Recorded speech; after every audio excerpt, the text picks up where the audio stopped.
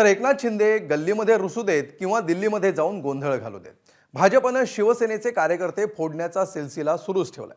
Operation lotus अंतर्गत भाजपनं एकनाथ शिंदेंना डिवचण्याचा देखील कार्यक्रम आखलाय का, असा प्रश्न आता उपस्थित होतोय.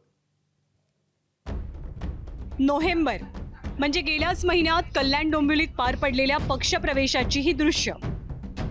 महापालिका निवडणुकांच्या तोंडावर भाजपचे प्रदेशाध्यक्ष रवींद्र चव्हाणांनी कल्याण डोंबिवलीमध्ये एकनाथ शिंदेंचे मावळे पळवले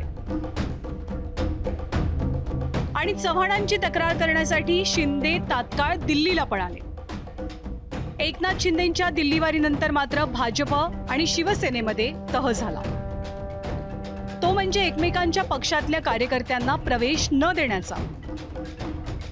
आम्ही वरच्या सर्व नेतृत्वाने म्हणजे देवेंद्रजी, एकनाथजी आणि अजितदादा आणि मी सुद्धा समन्वय समितीत आहे एनडीएच्या, त्या समिती हे ठरलं आहे की कुणाचाही पक्षप्रवेश करायचा नाही. पण लोकल लेवलला जेव्हा तिकीट मिळत नाही, 8-8, 10-10 वर्षापासून ते वाट पाहतात आहे.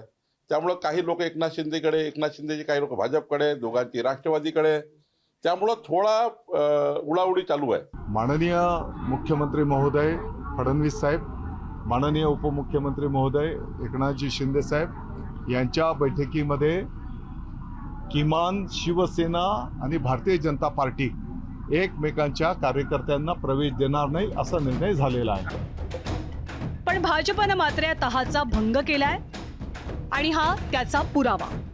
एकनाथ शिंदेंचे विश्वासू शिलेदार सदानंद थरवडांचे पुत्र अभिजित थरवड आणि शिवसेनेचे कल्याण ग्रामीण उपतालुका प्रमुख विकास देसले यांना भाजपनं आपल्या गळाला लावलंय. महाराष्ट्र भाजपचे कॅप्टन आपले खेळाडू पळवत असल्यानं आधीच संतापलेल्या शिवसेनेचं या प्रकारामुळे पित्त आणखीनच खवळलेलं आहे. सर्वसामान्य जनता ही महायुतीच्या बरोबर आहे, महायुतीकडे त्यांचा कल आहे. आणि अशा पद्धतीने जर फाटाफूट झाले तर भविष्यामध्ये तुम्हाला निवडणुका ह्या स्वतंत्रपणे लढाव्या लागतील असं चिन्ह आहे. रवींद्र चव्हाण त्यांच्या मर्जीने वागतायत, मग परिणाम आहे की ते ॲक्शनला रिॲक्शन ही होणार आहे. मग उद्या ही महायुती आपली जी काही खंबीरपणे पुढे चाललेली दमदार वाटचाल चालली त्याच्यावर हा मिठाचा खडा टाकण्याचा प्रकार आहे. आणि जर त्यांना जर समज देत नसाल तर हे प्रकार पुन्हा भविष्यात वाढतील, मग त्याचे काही दुष्परिणाम जे आहेत ते महायुतीला भोगावे लागतील. शिवसेनेचे नेते आणि सामाजिक न्यायमंत्री संजय शिरसाट यांनी दिलेल्या रिॲक्शनवरती भाजपच्या बड्या नेत्यांची प्रतिक्रिया येणं तसं अपेक्षितच होतं. मात्र कल्याण डोंबिवलीतल्या स्थानिक भाजप पदाधिकाऱ्यांनी शिवसेनेला डिवचण्याचा जणू विडाच उचललाय.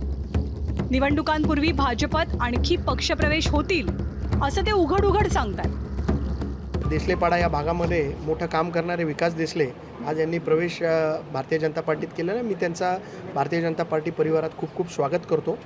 आणि हे तर आता सुरुवात आहे, आता इलेक्शन अजून लागायचे आहे, अजून भरपूर प्रवेश भारतीय जनता पार्टीत होणार आहेत, त्याच्याकडे सगळ्यांचं लक्ष लागून आहे. भारतीय जनता पक्षामध्ये प्रवेश करणाऱ्या अनेक कार्यकर्त्यांची मते सामाजिक असो किंवा वेगवेगळ्या पक्षामध्ये काम करणारे राजकीय कार्यकर्ते असो, अशा सर्वांना जर त्यांचं भविष्य भाजपमध्ये सुरक्षित आणि उज्ज्वल वाटतं तर त्यापैकीच विकास देसले हे एक अत्यंत गुणवान आणि समाजहिताचं काम करणारे असे एक कार्यकर्ते आहेत. त्यांनी भारतीय जनता पक्षामध्ये प्रवेश करण्याची इच्छा व्यक्त केली आणि त्यांनी आज भारतीय जनता पक्षामध्ये प्रवेश केलेला आहे. भाजपात होणाऱ्या पक्षप्रवेशांचं अॅनालिसिस करताना शिवसेनेच्या स्थानिक आमदारांनी रवींद्र चव्हाणांचं अपयश अधोरेखित करण्याचा प्रयत्न केला.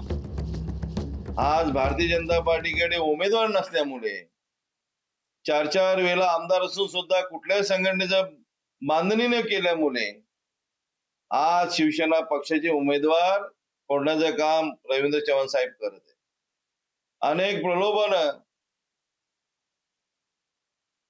अनेक हे देऊ ते देऊ अशी प्रलोभन देऊन आमच्या पदाधिकाऱ्यांना फोडण्याचं काम रवींद्र चव्हाण साहेब करत आहेत.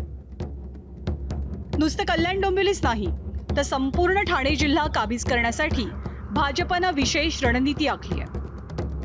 ठाणे आणि नवी मुंबई शहरांची धुरा वनमंत्री गणेश नाईकांच्या खांद्यावर सोपवण्यात आली आहे. तर कल्याण डोंबिवली, मीरा भाईंदर आणि वसई विरारवर रवींद्र चव्हाणांचा फोकस आहे. वसई आणि हा जो भाग आहे सर्वात मोठा भाग आहे. सर्वात जास्त लोकसंख्या असलेला जो परिसर ज्याला म्हणतात तो वसई विरार नालासोपारा हा सगळा भाग आहे. ही महानगरपालिका जी आहे योग्य व्यक्तींच्या हातात योग्य विचाराच्या हातात जाणं हे अत्यंत गरजेचं आहे. जसा लोकसभेला विचार केला, विधानसभांमध्ये जसा विचार केला, तसाच विचार एकदा देवेंद्रजींच्या हातामध्ये दत्तक म्हणून ही महानगरपालिका देते.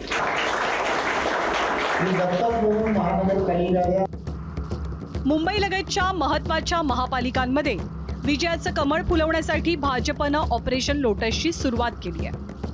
मात्र तरीसुद्धा ठाणे हा एकनाथ शिंदेंचा बालेकिल्ला राहणार असा कॉन्फिडन्स परिवहन मंत्री प्रताप सरनाईकांनी व्यक्त केलाय. मुख्यमंत्री म्हणून काम करत असताना एकनाथ शिंदे साहेबांनी जो काही या जिल्ह्याचा विकास केलेला आहे आणि आज उपमुख्यमंत्री असताना ते ज्या पद्धतीनं सर्वसामान्य शिवसैनिकांनी सर्वसामान्य जनतेला न्याय देण्याचा प्रयत्न करतायत.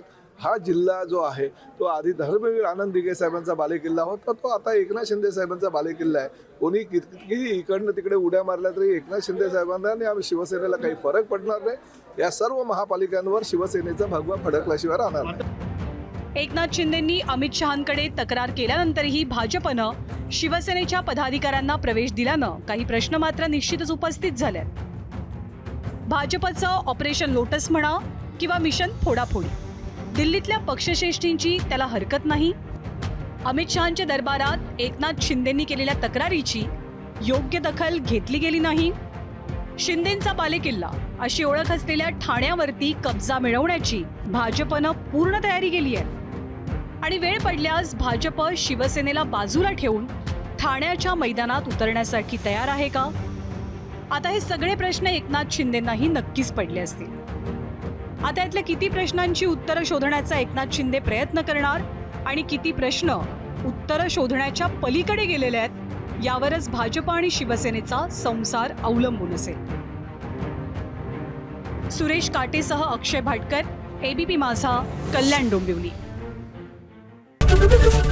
एबीपी माझा, उघडा डोळे बघा नीट.